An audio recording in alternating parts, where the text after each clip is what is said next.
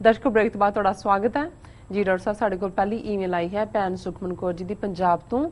ਇਹ ਲਿਖਦੇ ਹਨ, ਮੈਂ ਕੁਝ ਕਾਰਨਾਂ ਕਰਕੇ ਦੇਰ ਨਾਲ ਲਿਖ ਰਹੀ ਹਾਂ। ਹੋ ਸਕਦਾ ਹੈ ਦੀਨਾਨਗਰ ਹਮਲੇ ਬਾਰੇ ਮੇਰੇ ਵਿਚਾਰਾਂ ਤੇ ਤੁਸੀਂ ਪੂਰੀ ਤਰ੍ਹਾਂ ਸਹਿਮਤ ਨਾ ਹੋਵੋ। ਪਹਿਲਾ, ਹੁਣ ਜਿੱਥੇ ਪੰਜਾਬ ਦੇ ਸਾਰੇ ਲੀਡਰ ਆਪਣੀ ਦੇਸ਼ ਭਗਤੀ ਸਾਬਤ ਕਰਨ ਤੇ ਲੱਗੇ ਹਨ, ਉੱਥੇ ਕਿਸੇ ਆਰ.ਕੇ. ਸਿੰਘ ਵੱਲ ਧਿਆਨ ਨਹੀਂ ਦਿੱਤਾ। ਆਰ.ਕੇ. ਸਿੰਘ ਪਹਿਲਾਂ ਕਾਂਗਰਸੀ ਸਰਕਾਰ ਵੇਲੇ ਹੋਮ ਸੈਕਟਰੀ ਸਨ ਤੇ ਫਿਰ ਰਿਟਾਇਰਮੈਂਟ ਤੋਂ ਬਾਅਦ ਭਾਜਪਾ 'ਚ ਸ਼ਾਮਲ ਹੋ ਗਏ। ਸਿਰਫ ਬੀ ਦਵਿੰਦਰ ਸਿੰਘ ਨੇ ਉਸ ਦੇ ਸ਼ਬਦੀ ਹਮਲਿਆਂ ਦਾ ਜਵਾਬ ਦਿੱਤਾ ਕਿ ਬਿਨਾਂ ਸਬੂਤ ਉਹ ਸਿੱਖਾਂ ਤੇ ਇਲਜ਼ਾਮ ਲਾ ਰਿਹਾ ਹੈ। ਇਸ ਘਟਨਾ ਨੇ ਮੈਨੂੰ ਉਸ ਦੇ ਸਿੱਖ ਵਿਰੋਧੀ ਰਵੱਈਏ ਦੀ ਯਾਦ ਦਿਵਾ ਦਿੱਤੀ ਜਦੋਂ ਉਹ 2012 ਚ ਹੋਮ ਸੈਕਟਰੀ ਸੀ। ਉਸ ਸਮੇਂ ਸੁਰਜੀਤ ਸਿੰਘ, ਜੋ ਕਿ ਭਾਰਤੀ ਜਸੂਸ ਸੀ, ਪਾਕਿਸਤਾਨ ਤੋਂ 30 ਸਾਲਾਂ ਬਾਅਦ ਵਾਪਸ ਪਰਤਿਆ ਸੀ। ਆਪਣੀ ਸੁਰੱਖਿਆ ਨੂੰ ਦੇਖਦੇ ਹੋਏ ਉਸਨੇ ਟੀਵੀ ਤੇ ਜਸੂਸ ਹੋਣ ਦਾ ਦਾਅਵਾ ਕੀਤਾ। ਆਰ.ਕੇ. ਸਿੰਘ ਨੇ ਗੁੱਸੇ 'ਚ ਉਸ ਦੇ ਦਾਅਵੇ ਨੂੰ ਰੱਦ ਕੀਤਾ ਅਤੇ ਕਿਹਾ ਕਿ ਬੰਦਾ ਸ਼ੋਹਰਤ ਹਾਸਲ ਕਰਨਾ ਚਾਹੁੰਦਾ ਹੈ, ਭਟਕਿਆ ਹੋਇਆ ਬੰਦਾ ਹੈ ਇਹ।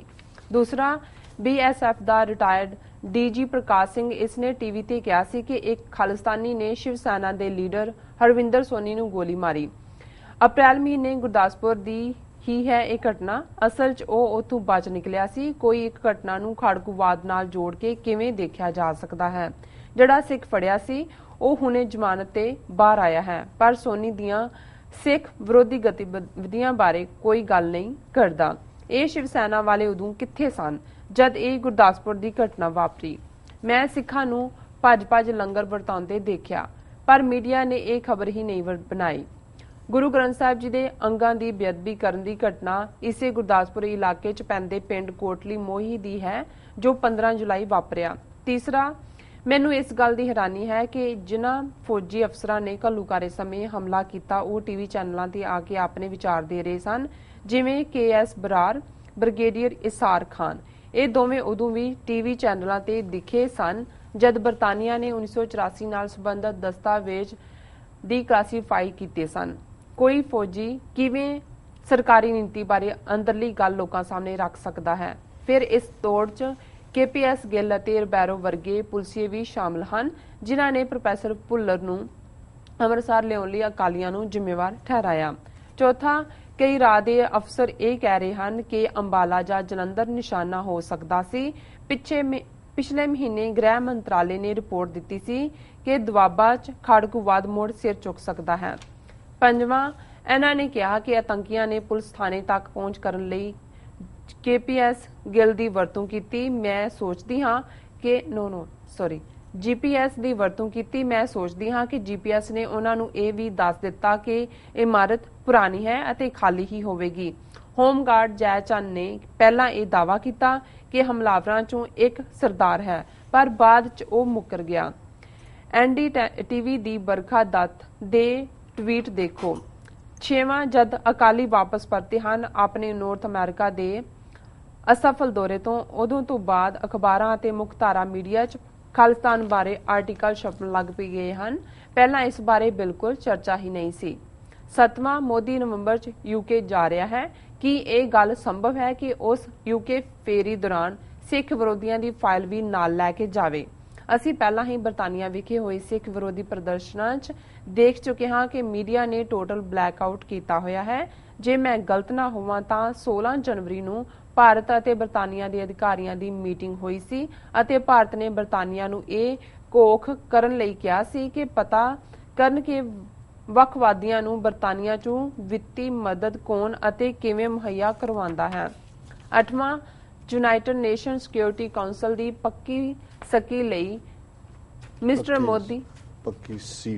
ਪੱਕੀ ਸੀਟ ਲਈ ਮੋਦੀ ਬਹੁਤ ਜ਼ੋਰ ਲਗਾ ਰਹੇ ਹਨ।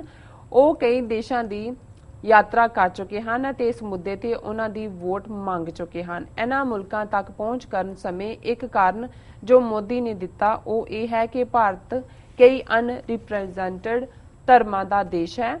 ਮੈਂ ਸਮਝਦੀ ਹਾਂ ਕਿ ਦੀਵਾਲੀ ਮੌਕੇ ਕਈ ਇੱਥੋਂ ਦੇ ਅਖਬਾਰ, ਖਾਸ ਕਰਕੇ ਹਿੰਦੁਸਤਾਨ ਟਾਈਮਜ਼ ਅਤੇ ਟਾਈਮਜ਼ ਆਫ ਇੰਡੀਆ, ਖਾਲਿਸਤਾਨੀ ਖਤਰੇ ਦੀਆਂ ਖਬਰਾਂ ਦੇਣਗੇ। ਛੋਟੇ-ਮੋਟੇ ਬਦਮਾਸ਼ ਇਸ ਦਾ ਫਾਇਦਾ ਚੁੱਕਣਗੇ ਅਤੇ ਫਰੋਤੀ ਤੇ ਹੋਰ ਲੋਕਾਂ ਨੂੰ ਕਾਲਾਂ ਕਰਨਗੇ, ਚਿੱਠੀਆਂ ਪਾਉਣਗੇ ਵਪਾਰੀਆਂ ਨੂੰ। ਮੈਂ ਨਹੀਂ ਸਮਝਦੀ ਕਿ ਕੋਈ ਹਮਲਾ ਹੋਵੇਗਾ ਜਿਸ 'ਚ ਸੂਬਿਆਂ ਦੀਆਂ ਏਜੰਸੀਆਂ ਨੇ ਇਕੱਠੇ ਕੰਮ ਕੀਤਾ ਹੋਵੇ, ਜਿਵੇਂ ਕਿ ਟ੍ਰੇਨ 'ਚ। ਇਹ ਕਿਸੇ ਥੀਏਟਰ 'ਚ ਵਾਪਰ ਸਕਦਾ ਹੈ ਜਿੱਥੇ ਸਿਰਫ ਪੰਜਾਬ ਦੇ ਵਸਨੀਕ ਸ਼ਾਮਲ ਹੋਣ। 10ਵਾਂ, ਇਸ ਘਟਨਾ ਨੇ ਸਿੱਖ ਨੌਜਵਾਨੀ ਦੀਆਂ ਅੱਖਾਂ ਖੋਲੀਆਂ ਹਨ। ਨੌਜਵਾਨ ਆਪਸ 'ਚ ਇਹ ਗੱਲਾਂ ਕਰਦੇ ਸੁਣ ਸਕਦੇ ਹਾਂ ਕਿ ਜੇ ਉਹਨਾਂ ਦੀ ਥਾਂ ਤੇ ਉਹ ਆਪ ਹੁੰਦੇ ਤਾਂ 1 ਘੰਟਾ ਵੀ ਨਾ ਟਿਕ ਪਾਉਂਦੇ। ਇਸ ਘਟਨਾ ਨੇ ਇਹਨਾਂ ਨੌਜਵਾਨਾਂ ਨੂੰ ਸ਼ੀਸ਼ਾ ਦਿਖਾਇਆ ਹੈ ਤੇ ਇਹਨਾਂ ਦੇ ਚਿਹਰੇ ਬਿਮਾਰ ਬਾਂਦਰਾਂ ਵਰਗੇ ਲੱਗਦੇ ਹਨ। ਨਸ਼ੇ ਅਤੇ ਫੋਕੇ ਪੰਜਾਬੀ ਗਾਣਿਆਂ ਵਾਲੇ ਕਿਧਰੇ ਦੇਖਣ ਨੂੰ ਵੀ ਨਹੀਂ ਮਿਲੇ। ਹਾਲਾਂਕਿ ਸਾਡੇ ਨੈਸ਼ਨਲਿਸਟ ਸਿੱਖ ਆਗੂਆਂ ਨੇ ਵੀ ਇਸ ਪਿੱਛੇ ਸਿੱਖਾਂ ਦਾ ਹੱਥ ਹੋਣ ਤੋਂ ਇਨਕਾਰ ਕੀਤਾ ਹੈ ਕਿਉਂਕਿ ਉਹਨਾਂ ਨੂੰ ਵੀ ਪਤਾ ਹੈ ਕਿ ਸਾਰੇ ਨੌਜਵਾਨ ਤਾਂ ਨਸ਼ਿਆਂ 'ਚ ਡੁੱਬੇ ਹਨ। 11ਵਾਂ, ਬਾਬੂਸ਼ਾਹੀ.com ਨੇ ਪਹਿਲਾਂ ਮਰੇ ਹੋਏ ਆਤੰਕੀਆਂ ਦੀਆਂ ਹੋਰ ਫੋਟੋਆਂ ਦਿਖਾਈਆਂ ਤੇ ਬਾਅਦ 'ਚ ਉਹਨਾਂ ਨਾਲ ਛੇੜਛਾੜ ਕੀਤੀ ਅਤੇ ਫਿਰ ਬੰਦੂਕਾਂ ਨਾਲ ਉਹਨਾਂ ਦੀਆਂ ਫੋਟੋਆਂ ਆਈਆਂ।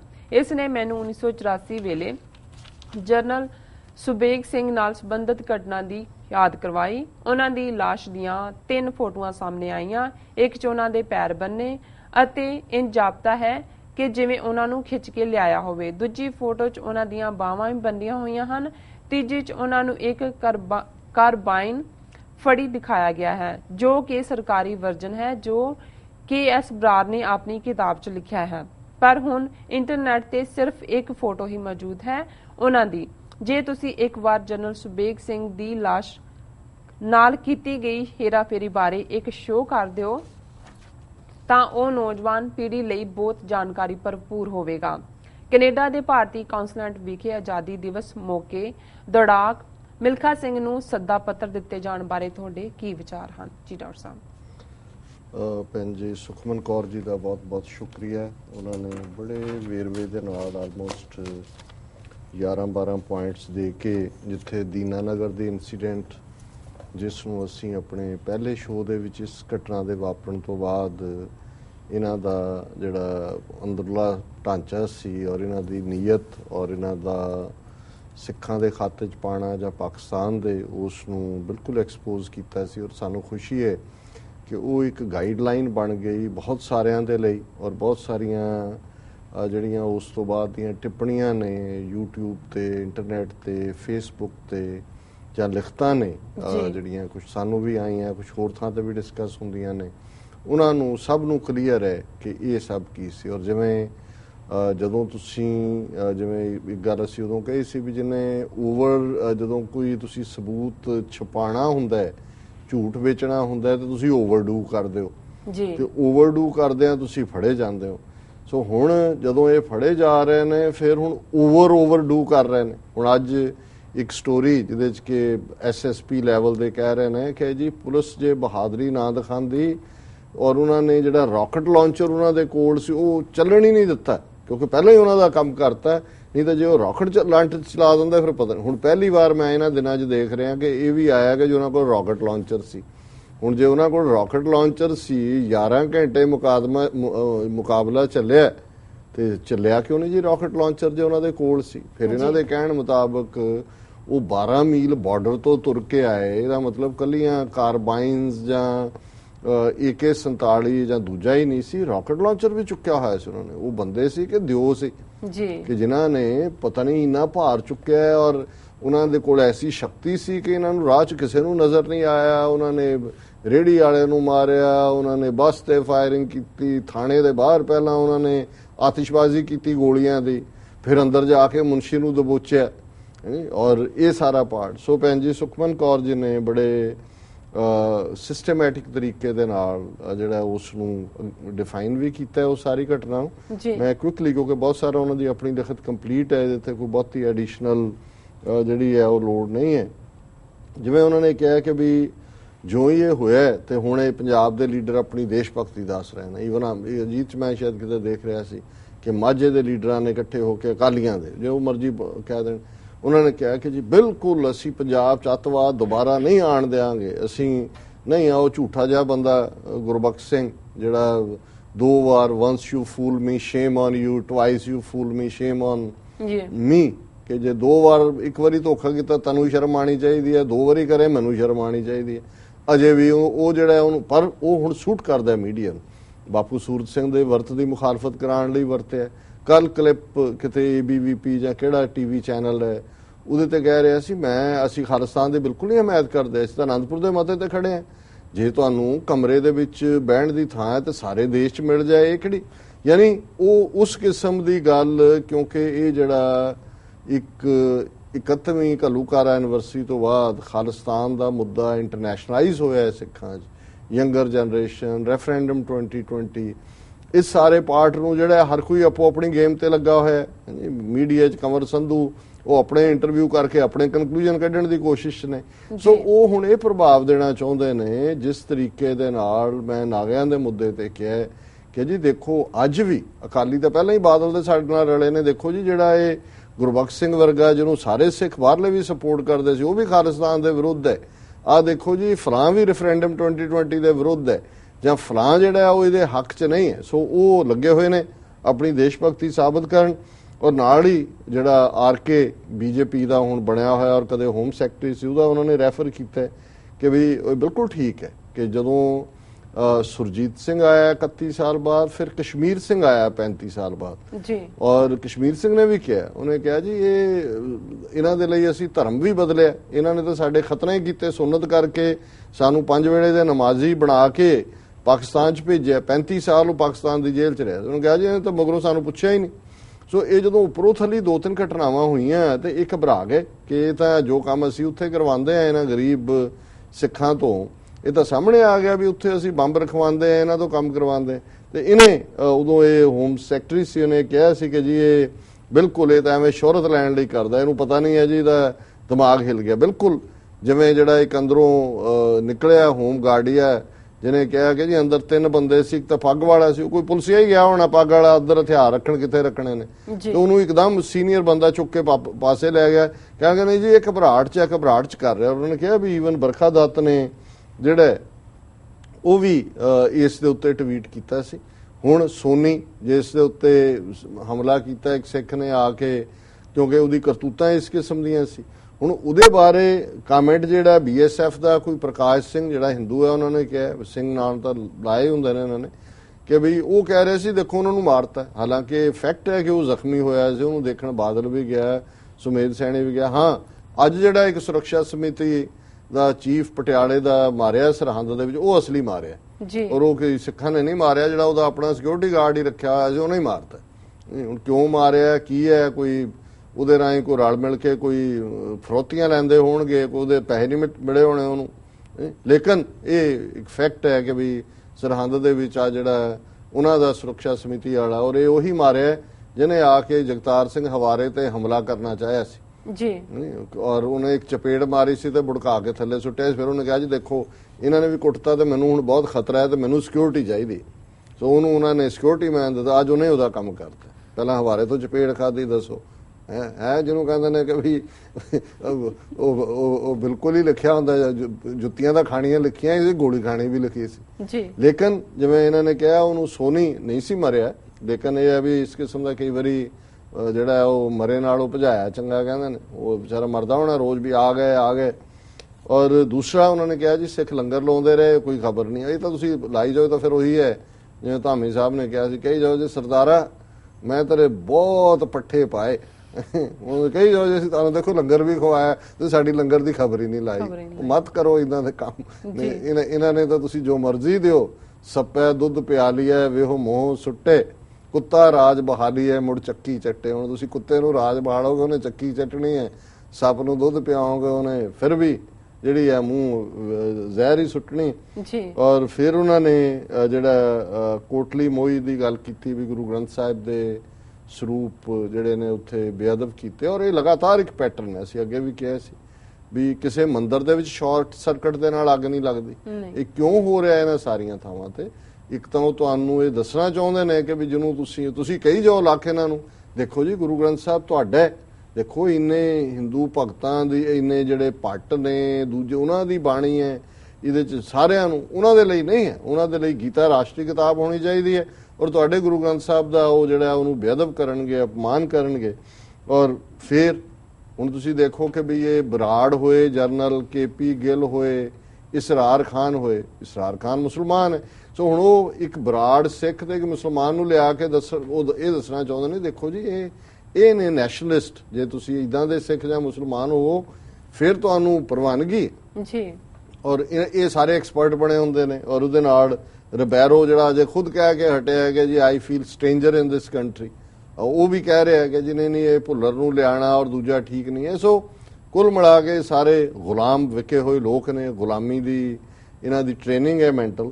ਫਿਰ ਜਿਹੜਾ ਅੰਮ੍ਰਿਤਸਰ ਇਹ ਕਹਿਣਾ ਕਿ ਜੀ ਅੰਬਾਲਾ ਔਰ ਜਲੰਧਰ ਨੂੰ ਜਿਹੜਾ ਉਹਨਾਂ ਨੇ ਟਾਰਗੇਟ ਬਣਾਉਣਾ ਸੀ, ਔਰ ਗੱਲ ਉੱਥੇ ਮੁੱਕੀ ਨਹੀਂ ਹੈ। 2 ਦਿਨ ਪਹਿਲਾਂ ਨਵਾਂ ਸ਼ਹਿਰ ਦੇ ਕਿਸੇ ਇਲਾਕੇ 'ਚ 10 ਪਿੰਡਾਂ 'ਚ ਫੌਜ ਫਿਰਦੀ ਰਹੀ ਹੈ ਕਿ ਜੀ ਕਿਸੇ ਨੇ ਆ ਕੇ ਥਾਣੇ ਸ਼ਿਕਾਇਤ ਕੀਤੀ ਜੀ ਸਵੇਰੇ ਮੈਂ ਦੇਖਿਆ ਖੂਹ ਦੇ ਉੱਤੇ 2 ਵਰਦੀ ਵਾਲੇ ਪਾਣੀ ਪੀ ਰਹੇ ਸੀ, 2 ਵਰਦੀ ਵਾਲੇ ਮੇਰੇ ਵਾਂਗ ਸਾਰੇ ਡਰ ਡਰ ਕੇ ਉੱਠੀ ਜਾਂਦੇ ਨੇ ਜੀ। ਔਰ ਉਹਨਾਂ ਨੇ ਪੂਰਾ ਸੋ ਪੰਜਾਬ ਦੇ ਵਿੱਚ ਆਲਰੇਡੀ ਉਹਨਾਂ ਨੇ ਆ ਹੁਣ ਜਿਹੜਾ ਸਰਹੰਦ ਵਾਲੀ ਘਟਨਾ ਵੀ ਹੋ ਗਈ, ਸੁਰੱਖਿਆ ਸਮਿਤੀ ਵਾਲਾ ਮਾਰਿਆ ਗਿਆ, ਭਾਵੇਂ ਆਪਣੇ ਗਾਰਡ ਨੇ ਹੀ ਮਾਰਿਆ। ਹੁਣ ਇਹ ਸਾਰਾ ਉਸ ਮਾਹੌਲ ਦੇ ਵਿੱਚ ਵਾਧਾ ਕਰ ਰਿਹਾ ਜਿਹੜਾ ਮਾਹੌਲ ਉਹ ਸਿਰਜਣਾ ਚਾਹੁੰਦੇ ਨੇ। ਔਰ ਉਹਨਾਂ ਨੇ ਕਿਹਾ ਜੀ ਵੀ ਵਾਕਿਆ ਹੀ ਹੁਣ ਇਹ ਕਹਿੰਦੇ ਨੇ ਜੀ ਇਹ ਰਾਈਫਲਾਂ ਤਾਂ ਚੀਨ ਦੀਆਂ ਬਣੀਆਂ ਸੀ ਪਰ GPS ਦੀ ਮਦਦ ਨਾਲ ਉਹ ਪਹੁੰਚੇ। ਤਾਂ ਉਹਨਾਂ ਨੇ ਰਿਡੀਕਿਊਲ ਕੀਤਾ ਭੈਣ ਜੀ ਸੁਖਮਨ ਕੌਰ ਨੇ ਕਿ ਜੀ ਬਿਲਕੁਲ ਠੀਕ ਹੈ, GPS ਉਹਨਾਂ ਨੂੰ ਖਾਲੀ ਬਿਲਡਿੰਗ 'ਚ ਲੈ ਗਿਆ ਵੀ ਜਿੱਥੇ ਬਿਲਕੁਲ ਐਬੈਂਡਨਡ ਸੀ। ਪਹਿਲਾਂ ਤਾਂ ਆਇਆ ਜੀ ਉਹਨਾਂ ਨੇ ਉਹਨਾਂ ਦੀ ਆਰਮਰੀ ਤੇ ਕਬਜ਼ਾ ਕਰ ਲਿਆ, ਉਹ ਜਿਹੜੇ ਹਥਿਆਰ ਵਰਤ ਰਹੇ ਸੀ ਉਹਨਾਂ ਦਾ ਜਿਹੜੇ ਉੱਥੇ ਹਥਿਆਰ ਰੱਖੇ ਸੀ ਉੱਤੇ ਕਬਜ਼ਾ ਕਰ, ਉਹ ਫਿਰ ਆਇਆ ਉਹ ਤਾਂ ਖਾਲੀ ਐਬੈਂਡਨਡ ਬਿਲਡ, ਕੁਝ ਵੀ ਨਹੀਂ ਸੀ ਉੱਥੇ ਜੀ। ਉਹ ਸੁੱਤੇ ਪਏ ਸੀ 2 ਹੋਮ ਗਾਰਡੀਏ ਜਿਹੜੇ ਨੇ ਉਹ ਉਹਨਾਂ ਨੇ ਇਹਨਾਂ ਨੇ ਹੀ ਮਾਰੇ ਜਾਂ ਇਹਨਾਂ ਦੀਆਂ ਗੋਲੀਆਂ ਨੇ ਮਾਰੇ। ਸੋ ਕੁੱਲ ਮਿਲਾ ਕੇ ਅਕਾਲੀਆਂ ਦਾ ਉਹਨਾਂ ਨੇ ਕਿਹਾ ਜੀ ਅੰਗੂਰ ਖੱਟੇ ਨੇ, ਹੁਣ ਬਾਹਰੋਂ ਜੁੱਤੀਆਂ ਖਾ ਕੇ ਗਏ ਨੇ, ਉਹਨਾਂ ਨੂੰ ਵੀ ਸੂਟ ਕਰਦਾ ਕਿ ਜੀ ਉਹ ਦੇਸ਼ ਵਿਰੋਧੀ ਉਹ ਜਿਹੜਾ ਮਾਲਕ ਨਾਲੋਂ ਵੀ ਜ਼ਿਆਦਾ ਨੌਕਰ ਨੂੰ ਜਿਹੜੀ ਇਹ ਤਕਲੀਫ ਹੈ। ਔਰ ਫਿਰ ਪੰਜ ਨੇ ਇਨਫੋਰਮ ਕੀਤਾ ਵੀ ਇਹ ਨਵੰਬਰ 'ਚ ਜਿਹੜਾ UK ਜਾ ਰਿਹਾ ਤੇ ਹੋ ਸਕਦਾ ਫਾਈਲ ਲਾ ਕੇ ਜਾਏ ਕਿ ਭਾਈ ਇਹਨਾਂ ਦੇ ਉੱਤੇ ਚੈੱਕ ਰੱਖੋ ਜੀ। ਔਰ ਜਿਹੜਾ ਮੀਡੀਆ ਦਾ ਐਟੀਟਿਊਡ ਹੈ ਉੱਥੇ ਪਹਿਲਾਂ ਹੀ ਬਲੈਕਆਊਟ ਕੀਤਾ ਉਹਨਾਂ ਨੇ, ਈਵਨ ਜਿਹੜਾ ਪ੍ਰੋਟੈਸਟ ਸੀ ਪਾਰਲੀਮੈਂਟ। ਔਰ 16 ਜਨਵਰੀ ਦੀ ਮੀਟਿੰਗ ਦੇ ਵਿੱਚ ਜਿਹੜਾ ਉਹਨਾਂ ਨੇ ਇਹ ਇਸ਼ੂ ਉਠਾਇਆ ਇੰਡੀਅਨ ਗਵਰਨਮੈਂਟ ਨੇ ਕਿ ਜਿਹੜੇ ਬਾਹਰਲੇ ਸਿੱਖ ਨੇ ਉਹ ਵਿੱਤੀ ਮਦਦ ਕਰ ਰਹੇ ਨੇ। ਔਰ ਦੂਸਰਾ ਇਹ ਤਾਂ ਲਗਾਤਾਰਤਾ ਨਾਲ ਕਹਿ ਰਹੇ ਨੇ, ਉਹ ਤੇ ਇੱਕ ਹੋਰ ਸਟੋਰੀ ਵੀ ਇਹਦੇ ਤੇ ਪਲਾਂਟ ਕੀਤੀ ਹੈ ਇਹਨਾਂ ਨੇ ਜਿਹੜੀ ਲਗਾਤਾਰ ਜਾ ਰਹੀ ਹੈ ਜੀ। ਫਿਰ ਉਹਨਾਂ ਨੇ ਇੱਕ ਨੁਕਤਾ ਜਿਹੜਾ ਉਹ UN ਸਿਕਿਉਰਿਟੀ ਕਾਉਂਸਲ ਦੀ ਸੀਟ ਦੇ ਲਈ ਲੌਬਿੰਗ ਦਾ ਕਿਹਾ ਔਰ ਉਹਦੇ 'ਚ ਉਹਨਾਂ ਨੇ ਜਿਹੜੀ ਗੱਲ ਕਹੀ ਹੈ ਕਿ ਜੀ ਉਹ ਇੱਕ ਜਿਹੜਾ ਆਪਣਾ ਪੁਆਇੰਟ ਕਹਿ ਰਹੇ ਨੇ ਕਿ ਜੀ India is a nation of unrepresented religions ਜੀ, ਕਿ ਉੱਥੇ ਸਿੱਖਾਂ ਈਸਾਈਆਂ ਮੁਸਲਮਾਨਾਂ ਨੂੰ ਵੇਚ ਰਹੇ ਨੇ। ਸੋ ਇਹ ਇਹਨਾਂ ਦਾ ਡ੍ਰੀਮ ਹੀ ਰਹਿਣਾ UN ਸਿਕਿਉਰਿਟੀ ਕਾਉਂਸਲ, ਉਹਦਾ ਨਾ ਇਹਨਾਂ ਨੂੰ ਚੀਨ ਵੜਨ ਦੇ ਨਾ ਇਹ ਇੰਨੇ ਜੋਗੇ ਨੇ। ਔਰ ਈਵਨ ਅਮਰੀਕਾ ਨੇ ਵੀ ਕਦੇ ਉਸ ਦੇ ਲਈ ਇਹਨਾਂ ਨੂੰ ਕਮਿਟ ਨਹੀਂ ਕੀਤਾ, ਝੂਠ ਜੋ ਮਰਜ਼ੀ ਹੈ ਬੋਲਣ। 15 ਅਗਸਤ ਦੇ ਹਵਾਲੇ ਨਾਲ ਵੀ ਇਹਨਾਂ ਨੇ ਕਿਹਾ ਜੀ ਇਹ ਸ਼ਰਾਰਤ ਕਰਨਗੇ ਕਿ ਵੀ ਕੋਈ ਧਮਾਕੇ ਕਿਸੇ ਥੀਏਟਰ 'ਚ ਕਰਾ ਦੇਣਗੇ ਤੇ ਉਹ ਜਿਹੜੇ ਨਿੱਕੇ ਮੋਟੇ ਬਦਮਾਸ਼ ਫਰੋਤੀਆਂ ਲੈਣ ਲਈ ਬਦਨਾਮ ਕਰਨਗੇ। ਤੇ ਇੱਕ ਗੱਲ ਜਿਹੜੀ ਉਹਨਾਂ ਨੇ ਕਿਹਾ ਕਿ ਵੀ ਇਹ ਜਿਹੜੇ ਪੰਜਾਬ ਦੇ ਨੌਜਵਾਨ ਨੇ ਬਾਂਦਰਾਂ ਵਰਗੇ ਮੂੰਹ ਜਿਨ੍ਹਾਂ ਦੇ ਖਾ ਖਾ ਕੇ ਡਰੱਗ, ਉਹਨਾਂ ਦੀਆਂ ਅੱਖਾਂ ਜ਼ਰੂਰ ਖੁੱਲ ਗਈਆਂ ਹੋਣੀਆਂ।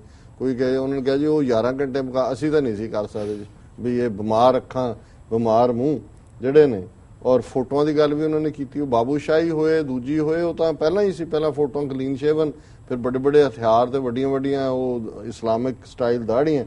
ਔਰ ਫਿਰ ਭੈਣ ਜੀ ਨੇ ਜਨਰਲ ਸੁਬੇਗ ਸਿੰਘ ਦੀ ਫੋਟੋ ਨਾਲ ਕਿਵੇਂ ਛੇੜਛਾੜ ਕੀਤੀ ਸੀ, 3 ਫੋਟੋਆਂ ਉਹਨਾਂ ਨੂੰ ਬੰਨਿਆ ਹੋਇਆ, ਹੱਥ 'ਚ ਵਾਕੀ ਟਾਕੀ ਫੜਿਆ, ਇੱਕ ਕਾਰਬਾਈਨ ਹੈ।